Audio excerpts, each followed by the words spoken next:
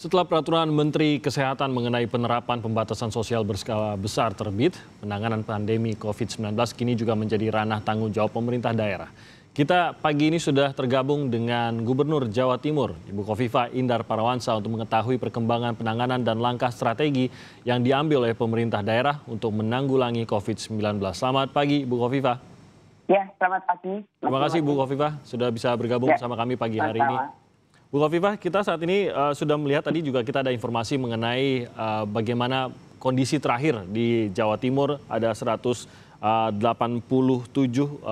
yang sudah terkonfirmasi. Tadi ada informasi 40 sembuh dan memang ada pasien yang meninggal juga di Jawa Timur. Dari pemerintah Provinsi Jawa Timur sendiri melihat perkembangan ini dari angka-angka ini, bagaimana menyikapinya? Apakah positif mengingat yang sembuh juga cukup banyak, tapi apakah Anda melihatnya masih banyak hal yang mengkhawatirkan dari angka-angka ini? Ya, terima kasih Mas Timothy. Kita sudah menyiapkan contingency plan. Pada video conference terakhir antara Forkopimda Provinsi dengan Forkopimda Kabupaten Kota se-Jawa Timur, kami sudah menyampaikan kemungkinan the worst scenario yang harus kita siapkan bersama. Maka sebetulnya sudah awal-awal Maret yang saya pesan justru dari mulai para kami tua. Kami tua adalah kepala dusun. Itu yang sudah harus melakukan kesiapsiagaan, harus melakukan sosialisasi. Nah, kita memang waktu itu social distancing tidak cukup sukses. Dan kemudian muncul maklumat Kapolri. Setelah maklumat Kapolri turun, maka kita bisa melakukan proses sosialisasi bisa lebih masif. Artinya sudah mulai ada represi. Karena tetap berkerumun, tetap ada keramaian. Jadi waktu itu kami masih melihat ada tenda-tenda pengantin di kampung-kampung. Untuk bisa menyampaikan pesan kepada mereka bahwa waktu itu saya sampaikan nikahnya saja dilakukan. Resepsinya ditunda. Dan akhirnya itu diikuti oleh masyarakat. Kemudian pihak kepolisian dari semua jajaran akhirnya harus membubarkan kerumunan termasuk mereka yang nongkrong di kafe-kafe misalnya. Tapi semua selalu diawali melalui himbauan. Sampailah kemudian harus ada 111 jalan yang kita sebut tertib physical distancing. 111 jalan itu se-Jawa Timur akan ditutup pada jam-jam tertentu. Sampai kemudian kita mendengar bahwa ini arus mudik sudah mendahului dari yang biasanya. Maka koordinasi kami juga dengan, terutama di grup Bupati Wali Kota ya, sampai dengan Kepala Desa, maka kita meminta bahwa masing-masing desa minimal mereka punya sekolah.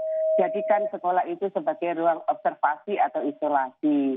Lalu ada titik-titik yang kita sebut sebagai posko mudik. Ada 95 posko mudik. Di situ ada Polres, ada Kodim, ada Dishub, ada Dinkes. Di posko mudik inilah sebetulnya screening awal di provinsi dilakukan. Pasti pertama dilihat suhu tubuh mereka. Kalau suhu tubuhnya di atas 37,5 derajat Celcius, maka mereka sudah diarahkan ke rumah sakit. Kalau misalnya sudah mulai ada tanda-tanda klinis, misalnya batuk, demam, juga langsung diarahkan ke rumah sakit. Nah, jikalau tidak ada tanda-tanda klinis, mereka kelihatan sehat, maka kemudian diantar ke desa di mana mereka berasal. Dari situlah observasi dilakukan. Hari ini misalnya, salah satu contoh yang dilakukan Banyuwangi tidak berbasis sekolah dasar, tapi berbasis rumah. Yang terlapor sudah ada 222 rumah yang disiapkan di semua desa dan dusun. Artinya ini lebih homey lah bagi mereka. Kemudian misalnya hari ini Mas Timothy, ada 156 PMI, pekerja migran Indonesia yang siang nanti akan pulang dari Malaysia. Kita sudah melakukan kesiapsiagaan di Museum Puspenerbal. Kita terima kasih Museum Puspenerbal di Juanda itu ada 150 bed. Artinya mereka mungkin dari jalan jauh, mereka sambil transit di situ, pertama cek suhu tubuh, kemudian rapid test.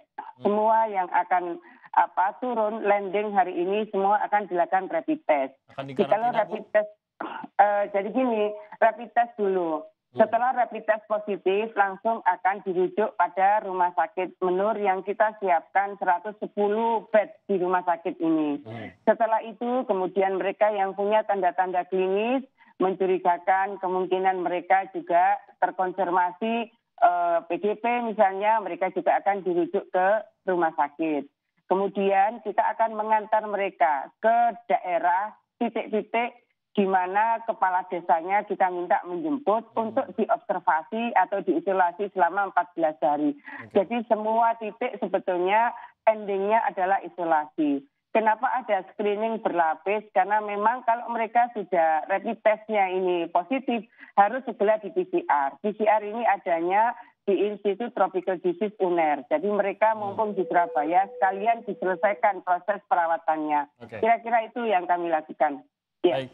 Bu Khofifah, Jawa Timur kan saat ini menjadi salah satu dari paling tidak 3 besar provinsi atau mungkin sekarang 5 besar provinsi dengan kasus COVID-19 tertinggi di Indonesia.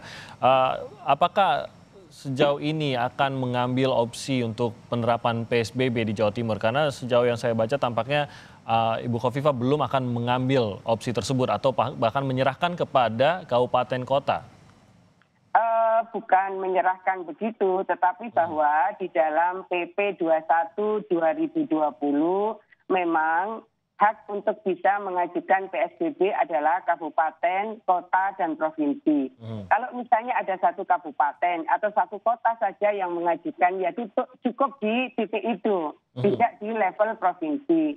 Ada beberapa hal yang sebetulnya item-item dalam PSBB itu sebetulnya sudah kami lakukan sejak 3 mingguan yang lalu. Jadi misalnya belajar di rumah, kan kita melakukan dari tanggal 16. Kemudian bagaimana perusahaan-perusahaan yang memang karyawannya itu cukup padat, yang padat karya, kita minta supaya mereka menyiapkan SOP social distancing waktu itu.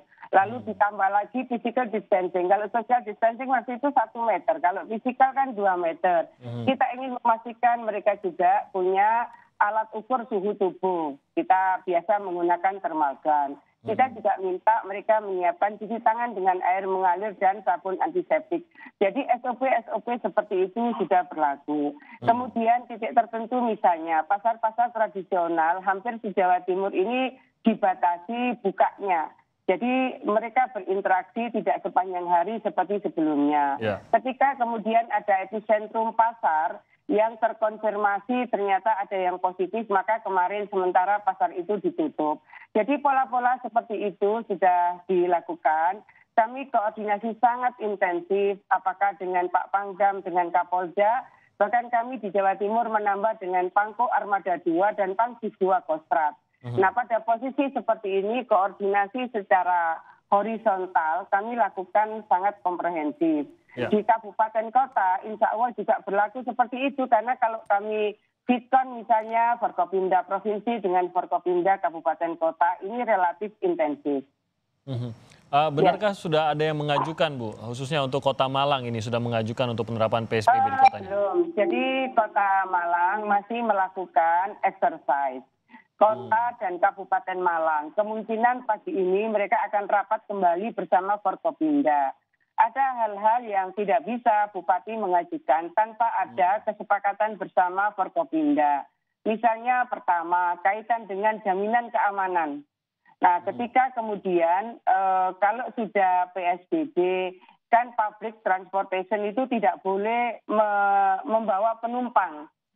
Ojol misalnya tidak boleh membawa penumpang, boleh hanya membawa barang. Nah, pada posisi seperti ini, maka Dirlantas dan Polres itu sudah harus clear semuanya. Kemudian bagaimana mereka yang masih hari ini, masih banyak UMKM yang kami minta untuk membuat APD dan masker kain. Ini baru minggu ini masker kain kami minta secara masif. Apa mereka harus tutup dan seterusnya. Maka dari Forkopimda menjadi penting untuk mengambil keputusan bersama. Kemudian layanan kesehatan. Layanan kesehatan misalnya, apa cukup kalau misalnya RSUD Kota Malang saja misalnya. Karena yang besar justru adalah Rumah Sakit Saiful Anwar itu milik Pemprov. Ini kan harus koordinasi. Kemudian misalnya Kota Malang memang sudah koordinasi, ada BPSDM provinsi yang ada di Kota Malang. mereka akan menggunakan sebagai ruang observasi. Saya sudah minta kepada BPSDM untuk pertama mengizinkan, kedua kita cek ulang dari berapa bed yang ada, kita sudah siap dokter berapa, kita sudah siap perawat berapa, dan seterusnya. Karena BPSDM yang ada di provinsi misalnya, yang di Surabaya, ada 450 bed. Saya menghitung sekali, kita menyiapkan dokter, perawat, dan sanitarian berapa banyak, supaya anytime itu digunakan, semuanya sudah well prepared. Oke. Baik, Bu Khofifah, kita akan jeda sebentar. Kami akan segera kembali usai jeda berikut ini, tetap dengan Gubernur Jawa Timur Khofifah Indar Parawansa. Tetap bersama kami.